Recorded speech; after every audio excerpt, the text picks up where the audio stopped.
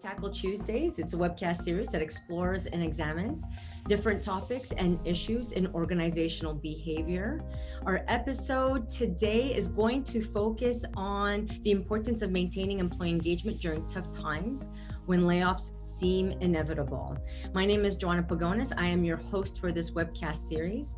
I'm the owner of Sinogap Solutions, a leadership consulting firm, and we work with organizations in developing employee engagement and leadership development strategies that contribute to a company's ability to grow and achieve its mission. So my guest today is Denis Jubinville. He is the branch manager of employee relations with the City of Edmonton. Denis currently oversees the branch, which oversees labor relations, negotiations, and compensation for 14,000 employees across 73 lines of business. Prior to this role, Denis spent over 26 years as a police officer with the Edmonton Police Service, with his most recent role as the Superintendent of Human Resources Division. Denis holds an MBA from the University of Alberta and a Bachelor of Science in criminal justice. Denis is married. He has 3 great teenage sons who keep him busy with hockey and parkour, which sounds pretty interesting and dangerous, I would say.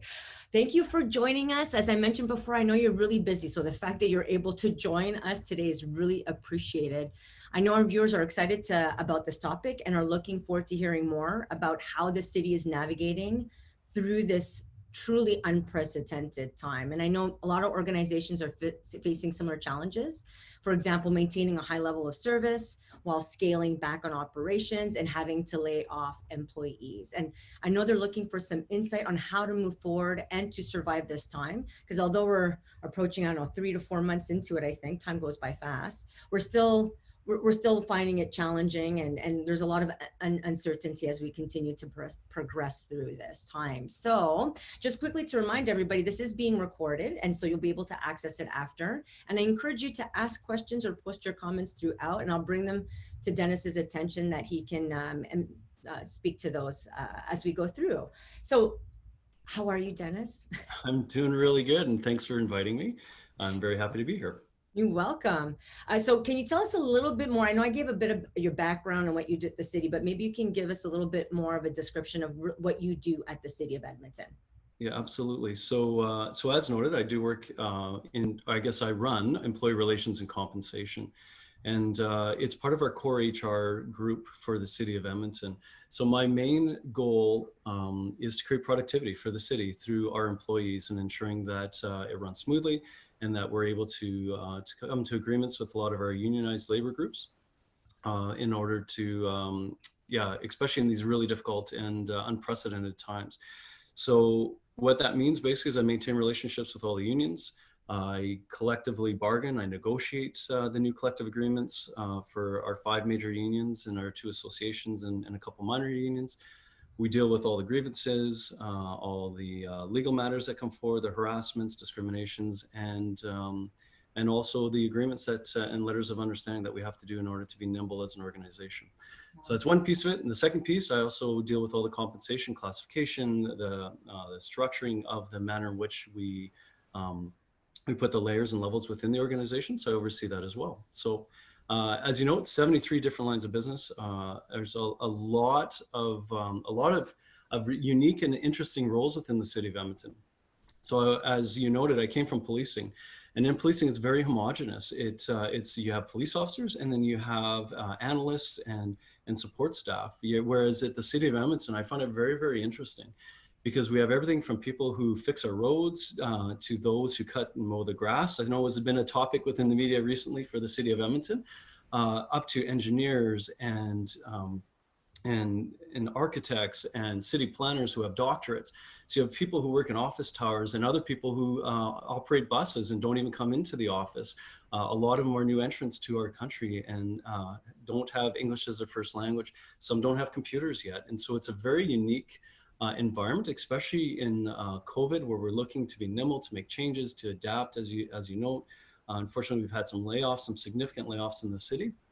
And so a lot of that falls and rests within the area that I oversee to ensure that we can maintain our services and afford the City of Edmonton the ability to continue functioning in this really difficult and unique environment.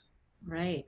And so we know that the city of Edmonton has experienced unprecedented layoffs. I'm kind of curious to know, well, first of all, how many exactly have been laid off to date? And can you give us a little bit more insight regarding the current challenges, the realities that you are facing as you're laying off people? Because I mean, today we're talking about can you maintain employee engagement while you have to lay off people? So I'm kind of curious to understand how you're navigating through this and maintaining that engagement. So that was a lot of questions. So the first question is, how many people have actually been laid off to date?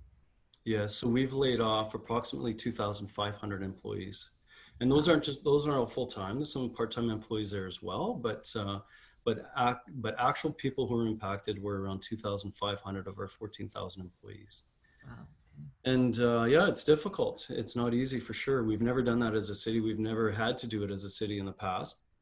And when it all first started, when COVID first hit us, and we found that the province made recommendations or direction in order to reduce the amount of services and programs that we offered, such as the rec facilities, we had numerous employees who didn't have work because the facilities were closed, the programs were shut down, and so a lot of our lifeguards and our people who provide programming had no work. And so as a city, we just couldn't maintain that.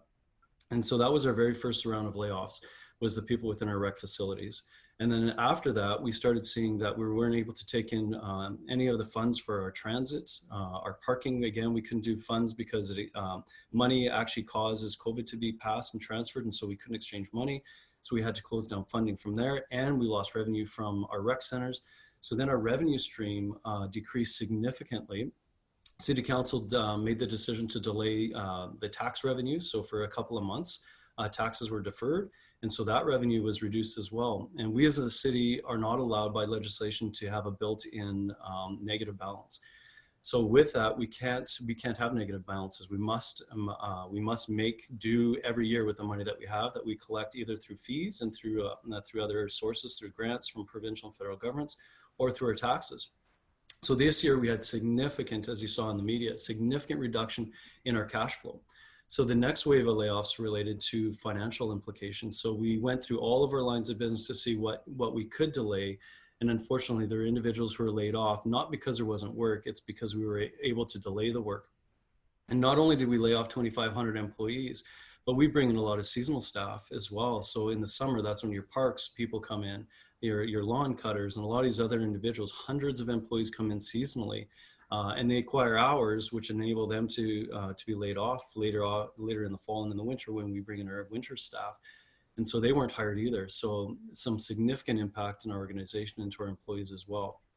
And so that's the situation that we were in. It's interesting because we're now at the stage of relaunch and we're starting to bring some of those employees back. And so we're really in this time where we're not likely to see any additional layoffs, but we're definitely starting to bring people back. And that's bringing complexities as well. And I can go into some of the challenges that we have with our layoffs and some of the complexities of even bringing people back and some of those learnings that I think we're going to get into here in a little bit. Yeah, please share that. Yes. Yeah, so here's one of the complexities that we found as a city. So we have large collective agreements and large unions. So we have a large union for all our inside staff, and we have a large union for our outside staff. And unions often have collective agreements that relate to seniority. And so when you're doing layoffs, generally what you do is you lay off your most junior people and you maintain your senior people.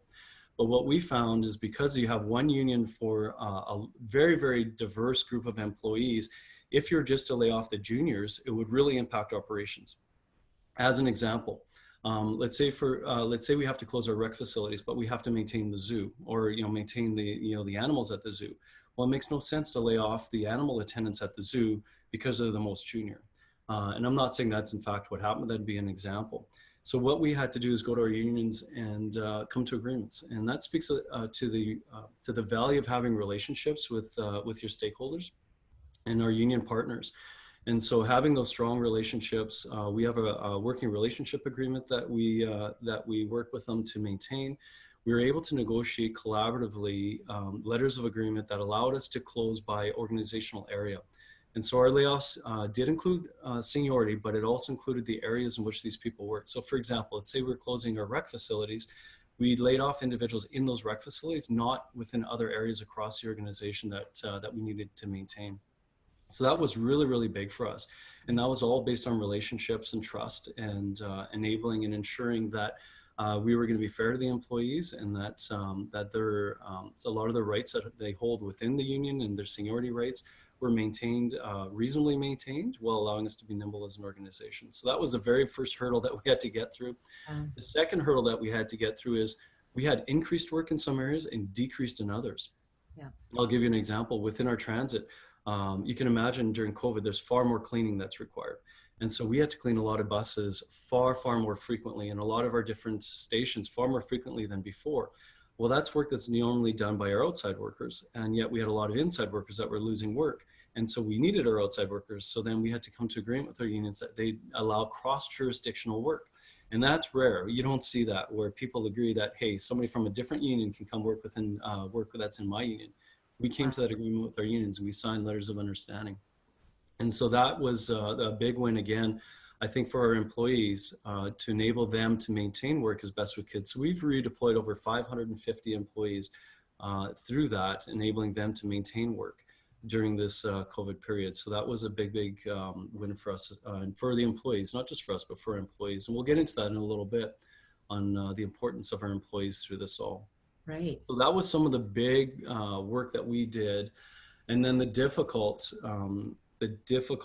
decisions of, of the layoffs occurred, and we took those steps, and a lot of media around that, and a lot of learning with respect to communication with our employees and with the public through it all. And so it's been quite an experience, Joanna. Oh, no kidding. Oh my God, you're definitely busy, that's for sure. Can you tell us a little bit more about the relationship you have with the unions? Because you did talk about how there's trust and there's a positive relationship there. Obviously that came pre-COVID. You had to develop those relationships over time, which made it easier for you to negotiate and navigate through this with the unions. Can you talk a little bit as to how you developed those relationships from the beginning? Yeah, so it's intriguing, because even during difficult times, and when you have conflicting agendas, it doesn't mean you can't do that with respect. And it doesn't mean you can't do that in a fair way, in an honest way, in a transparent way. And so what we found with our unions and with our stakeholder groups is the importance of those relationships, of that honesty, of that trust, that openness, trying to be fair. It's not an us against them, it's a we. And it's not a but, it's an and. And so it's really, really important that as you're working with your union partners and as you work with your stakeholders, and what I'm finding, especially within the work that I do, that it doesn't mean that we have to agree. And it doesn't mean that we're going to come to, always come to a successful resolution. But what it does mean is that as we do it, we're fair to each other's perspectives. We try to attempt to understand the position of the people that either that are on the other side of the table from us. And through that understanding, we try to negotiate an agreement or a resolution that works for both sides as best we can. Mm-hmm. You know what I find most interesting as well, and it's probably some of the what's helped us become, or helped us the most in the last couple of years, or the last year and a half since I've been at the city. And it's taking an employee-centric lens. And so we've often, people often say your employees are the center of your organization. They're the most important aspect. And then you get into operations and into finance and into, to timelines and into budgets, and you often forget the impact on your employees. Mm-hmm. But if you take an employee-centric approach, what we found, especially when it came to layoffs and when it came to this cross-jurisdictional work, and it came to, and maintaining the flexibility that we require, if we took a look at the employee and the impact on the employee, and we use that as our central focus in making our determinations as to how we can create operations, it's amazing what we were able to accomplish. And I'll get into this a little bit later on. I think we're going to get into some of our greatest learnings.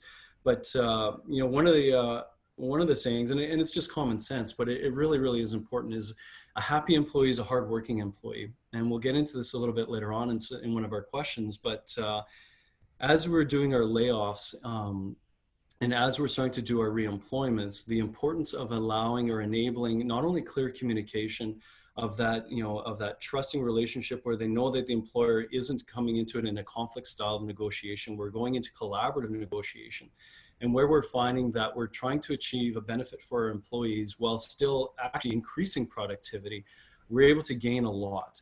And one of the sayings that I often use is a happy employee is a productive employee. And we've definitely found that through COVID. And one of your questions that you had is, can you maintain engagement through layoffs? And it's hard. It really is hard for those being laid off. But can you do it in a way where they respect you as an employer, they recognize the difficulty that you're in, and they're looking forward to coming back to working with you as an employer rather than looking for other employers? Absolutely, you can. And we're trying to achieve that at the city, and we're working towards it as best we can. And I think we're doing well in some areas. In some other areas, it's not so easy, but we're doing what we can. Good, right. Well, so maybe now it's time to get into it, like the employee aspect, because obviously the unions are there to represent the employees. You've talked really well and you're clearly articulated the importance of supporting employees and ensuring that they're engaged and they feel supported and they're happy, as you said. So maybe we should get into that question, like what are some of the initiatives that you're working on to address the challenges you're dealing with, and how are you putting kind of employees at the heart of this, of all of these layoffs in many ways? Yeah, so communication is key. So one of the key factors of success is communication. So what we did very, very early is we started an employee guide, and you can actually we put it on our outside website, again, to do with transparency. If you go to the City of Edmonton, just type in Google City of Edmonton COVID-19 employee guide, you'll see the guide that we developed and created. And it's a significant guide that has a bunch of FAQs, bunch of questions and answers. And all the questions that we're receiving from them, we came up with a response for it. We were consistent with that response, and we put it online. We shared it not only with them, with the public as well. And in fact, we shared it across the nation to a lot of other public organizations. And that was key because clarity is kindness. If they know where they sit, even if it's difficult, the fact that they can actually settle into that understanding really, really was helpful to do that as soon and as quick as we could. So for the first month and a half, a lot of my team didn't take any days off, and that we were creating these guides and these FAQs for our employees. Very, very key. A second thing that we did is we streamlined and we formalized our communication. So our interim city manager was the only person that spoke to our employees in relation to the large things the city was doing in COVID. We didn't have our branch managers do it. We didn't have our department leads doing it. We had it right from the top. And then we linked all our documents to that communication. So it was one source of truth. And that created a lot of rumor quelling. It created consistency in message, consistency in tone and theme. And it allowed us and across the organization to be equitable. Because what you find is when you have 14,000 employees and 73 lines of business is that everybody has a different interpretation. And through that interpretation, they'll actually apply it in different ways that's meaningful to them, but may not be equitable to other places across the organization. So for us to maintain that equity, that consistency, we needed that one streamlined method of communication. And that was a huge, huge thing for us, especially at the beginning. And now it's formalized into a way for us to communicate that everybody understands and knows how to get to it. What we also did is we made sure that that our employees knew that that these COVID-related layoffs were temporary in nature, and that they are still our employees, and we still cared about them. And so we communicated to them. We didn't take away their phones. We maintained their email addresses. When we communicated to all of our employees, even our temporary employees, and so they were in the loop throughout it all. And still to this day, they still are in the loop. Now, it's not to say that we're not going to have difficult decisions to make that may result in permanent layoffs or permanent reductions in some of our services. That may come up as we move forward, because COVID is not over, and a lot of these financial impacts are going to be long-standing, and we're going to be changing the way and becoming more flexible in the way that we work, and that's some of the learnings that we've had here as well. But through that clear, transparent communication, it's helped us maintain that engagement. We do employee surveys quarterly now. We have pulse check surveys. We have a program where we can do that and get some responses back. And so we're maintaining that awareness of where our employee engagement is. We're not ducking our head in the sand and saying, let's weather this. We're actually doing eyes wide open and communicating and maintaining that connectivity with our employees. And so far it seems to be working, within this very, very difficult environment. So there's there's a lot of initiatives that we're putting into place, Joanna, and I can get into a little bit, if I can transition from layoffs into reemployment, because I can tell you, that is a really interesting, reemployment is not as easy as you might think. And maintaining engagement through reemployment, when you have employees that once laid off, and or even when they were working, we allowed some volunteerism to lay off, because there's different comfort levels with respect to working in a COVID environment. There's different considerations, and we really brought in a GBA plus lens, or what we call an intersectionality lens, into this to enable and allow that flexibility for those who want to work versus those who have conditions and or factors that make it very difficult for them or very scary for them to work during this environment. And then coming back to work within this environment is complex as well. And so so that is what we're into right now. And I can tell you, there's been some learnings through that I can bring up to if you have interest in getting into that at this point.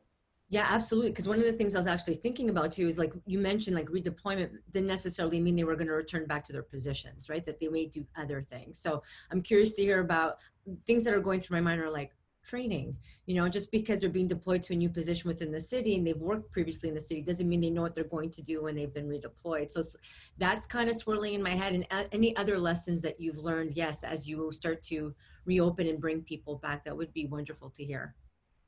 Yeah, so redeployment that was interesting and difficult, especially training in a COVID environment where you need social distance or physical distancing in order to train. So what we did is we came to agreement. If it was simple to train within 1 to 3 days and didn't require a lot of unique skills, we were able to redeploy within those work areas. And so that's the measure that we used.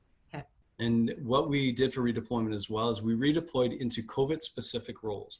So for example, cleaning, as I mentioned before, is one of them. Another one was we opened up the Expo Center for a lot of our vulnerable population. Well, that was COVID related. And so there's a lot of roles there that needed to be filled. Within our seasonal work, so rather than bring in seasonal employees that are part-time employees, we took a lot of our full-time employees and brought them into parks and roads initially. But now with redeployment, with what I call reemployment, so bringing people back to the roles. So we just called back 350 employees into our rec centers. You may have heard on the news that we are starting to open again. We have some outside fitness that we're doing. Our rec facilities are slowly under phase 2 of reopening, going to be coming into effect. And so we're bringing back rink attendance. We're taking a look at some of our aquatics programs, some of our fitness programs. And so we needed 350 employees to come back. And that created gaps in some of our redeployment activities. And so then the question is, what do we do? So do we have enough individuals, knowing again that some of our, maybe transit might be relaunching in a different way. And so some of our transit employees that have been redeployed into parks and roads and into cleaning may be taken away because they're being reemployed. And so then how do you backfill, and do we bring seasonals, or who gets first right to those roles? Is it a seasonal versus, someone from a different jurisdiction? So again, it's a nimble, open, consistent, and constant communication, which is very complex, but we're navigating through it. And so here's a topic for you. All right, so we are re-employing 350 out of those 1,500 employees. And so initially when we went to our unions, we said, how do we want to do this? Do we want to do it by seniority? Because usually by unions, it's by seniority within a classification. So there are some groups such as lifeguards, let's say you're a lifeguard, and we have 150 lifeguard positions, we'll say. Who do you give it to? And so it sounds pretty easy, give it to the senior lifeguards. But let's say, for example, a lifeguard lives in the north end of Edmonton and the opportunity is on the south side. Mm-hmm. Our transit's not where it once was. So can they get there? What are their childcare concerns? Do they or don't they have want to travel across? Right. Would they rather be on unemployment? And so these are some of the questions that we, taking an employee-centric perspective, looked into in coming to an agreement with our unions, where we allowed volunteerism. So we basically said, 1,500 employees by classification, who has interest in coming back to work at this time? Mm-hmm. So rather than doing it the other way, where we directed and mandated people back to work and then look for exclusionary criteria such as childcare, different impacts, whether it be at higher risk for COVID, and whatever it is. So rather than looking for exclusions, we actually allowed them to volunteer, because again, from an employee-centric perspective, a happy employee is a hardworking employee. Yes. We looked for volunteers. And so we were able to fill all of our positions in one of our unions through volunteerism, and then all the positions in the other one, except for a few in unique areas where we had to ask or volunteer some employees that they have to come back. But generally, we're able to have volunteers for all of those positions to fill the needs and enabling our employees who wanted to, for unique reasons, to remain not at work, to enable that rather than forcing them to tell us what their exclusionary reasons were. And it's going to and has to this point led to some very significant improvements in morale and engagement and work productivity.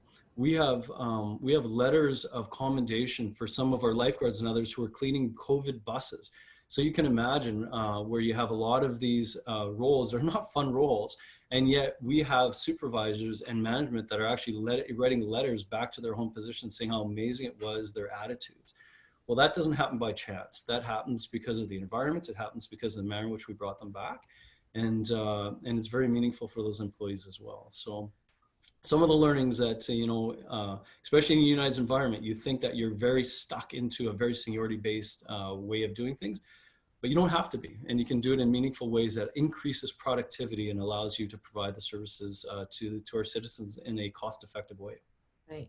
Yeah, I've never saw the unions as being challenging. If you work with them, they want to support the employees as best as they can, and they will work with an employer who wants to do that, right? So it's always, I think what you've demonstrated and articulated is that you had an open mind and ability to really work with them to figure out the best way forward, and using that employee-centric method and the GBA plus the gender-based analysis, which I think is using a volunteer approach is important to integrate that, because you did consider all these perspectives, Dennis, that I didn't even think of. Yeah, like the bus system, childcare, all of these things that you may not have initially considered, especially if you decided to take a very kind of directive approach versus the volunteering approach. So I think that's genius. I assume with these quarterly engagement results, like you mentioned, employee morale is going up. So through those quarterly engagement surveys, or what do we call those? But or pulse check surveys. Yeah. Thank you. The pulse check. You're getting some of that input from the employees directly, right? Yeah, absolutely. And what we're finding as well, so like many organizations, we've transitioned to, where we can and where possible, a work from home arrangement. And that's likely going to lead into a future of us looking at different flex work arrangements. And through it all, what we're finding interesting is actually some of our scores on communication have gone up in an environment where people are working from home. And why is that? Because we're leveraging technology. And so the City of Edmonton several years ago went to, and I don't want to do a plug, we went to a Google platform that allows for Google Meets and a lot of different video conferencing, video chatting, just quick chats. So it's a framework and a technology that enabled us to communicate frequently, consistently with our employees, and that's going to be one of the lessons learned that is going to come out of this experience for us for sure. And that's that interconnectivity with your staff in a way that's really, really difficult in a face-to-face. By using and leveraging technology, you can actually have standardized meetings with your groups that allow that transparency and that open communication in a timely way, far more effectively than we were doing pre-COVID. And so it's a definite learning for us as a city, and for me as a leader as well within my work group, the importance of that connectivity. And my communication scores have actually gone up in the last quarter because of that, because I've been connecting. And although we're not physically connected, we are connected by voice, and at times where the bandwidth allows it, by video as well. And that little bit of continuous, consistent sharing has actually led to a lot of engagement for our employees. Yeah, I agree. I mean, I just wrote an article and talks about how to create a culture of empowerment and initiative. And I list out 5 strategies, and the final strategy, and actually talk all 5 strategies incorporate many of the things that you just talked about. But the last one is communicate. And I said, if it wasn't clear in points 1 to 4, you need to communicate. I'm going to stress it again. I don't think there's such a thing as over communication, especially when things are shifting day to day, like you've talked about. I mean, out of the whole conversation that we've had, and we're actually 1 minute to the end of the 30 minutes, it goes by fast, doesn't it? But one of the things that I got out of what you said is, now more than ever, and we've always said this is true, but I really think it's true for 2020, the importance of being resilient and agile. which means you have to start to develop a certain level of comfort with uncertainty and the ability to do things you didn't think you ever needed to do before. And leveraging resources, people, organizations, unions that you can work with to be to act as a partner, to really help navigate an organization as big as the city of Edmonton through this time, right? And so that's my takeaways from what you shared. As we now we're at the end of the 30 minutes, Denis, is there anything else that you'd like to share that you think would be valuable for our viewers and our listeners? You've shared already so much, but is there Yeah, any? and I apologize because there's not a lot of time for questions, but you know, I think three main points I want to bring out of this conversation. Again, happy employees are hardworking employees, so don't forget that employee-centric approach, and it will impact your bottom line. You will be more productive. The second one is the value of connection. Maintain that connection, get to know your employees and communicate with them consistently. Leverage technology. COVID is teaching us the value of that and what it can do to bring us to the next level. The last one I think that is hugely important for me is being that fair, frank, and honest. They may not like the answer, they may not like what you have to communicate, but if you're honest, you're transparent, you're fair, and you're open, and you provide it when and as soon as you can, in a consistent and meaningful way through the lens of equity and fairness, it's amazing the engagement that you can create. And so it's a journey. We're not at the end of our journey yet. There's a long ways to go within the city, but we're really working hard to make sure that we can meet the needs of our citizens in this very, very difficult financial time, and while still engaging our employees so that at the end of this, we're actually stronger than when we started. Absolutely. Denis, I know you have another meeting, but there is one question that I just got through Facebook. And if you don't have time to answer, then maybe I can connect with you offline and then I can contact that viewer personally afterwards. But she did ask, how is the City of Edmonton addressing worker deconditioning? I'm not sure what she may mean by that, but. Yeah, so deconditioning, I'll make an assumption and you can tell me if this is the assumption you have as well. So deconditioning, I know that within, for example, within the city, we've been around for a long, long time. The City of Edmonton is not new.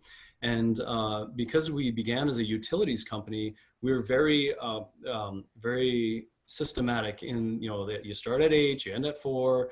And so now we're in a very flex work environment where people working from home, they got childcare concerns. And so how do you decondition people into that 9 to 5, and especially supervisors? I'm finding it most difficult to decondition supervisors and saying, well, you need to allow more flexibility and look for achievements and productivity. Productivity is far easier to see when somebody's in an office and you can actually see what they're producing. But when they're at home and you're actually saying, okay, what are your deliverables? It's different for us in many of our different lines of business in the way that we've done things. So it's probably, as it relates to deconditioning, what we're finding is synergistically, our employees are finding ways to engage with their supervisors, to help educate our supervisors and our supervisors to start to decondition from that 9 to 5 very stable work environment into this new reality. And what we're now finding is we're not closing our minds to it. We're actually opening our minds to what the future is versus, you know, looking to return and recover. We're actually looking to reimagine. So you're going to start seeing in the city a lot of the that's going to be coming out of our City of Edmonton is reimagine and not recover. And so that's probably in relation to this question. Yes, that makes 100%. Oh, I love that. Instead of recover, reimagine. I think that's important. One of the things that I was talking about with my guest last week was that her company has seen that people can still be productive working from home and not fitting into the 9 to 5. And because of that new awareness that they have, they're, like you said, they're re-envisioning and reimagining how work can look like moving forward.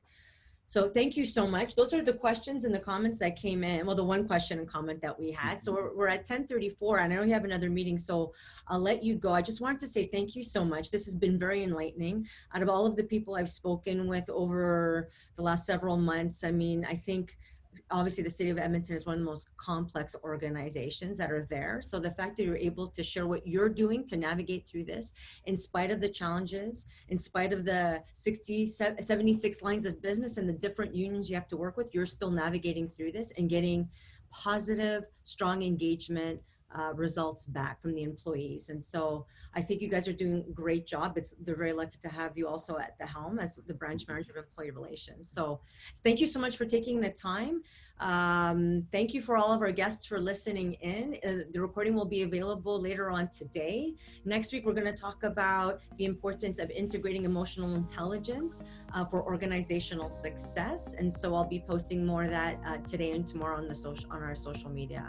So thank you again, once again, Denis. Have a good rest of the week. Thank you everybody for joining, and I'll see you next Tuesday.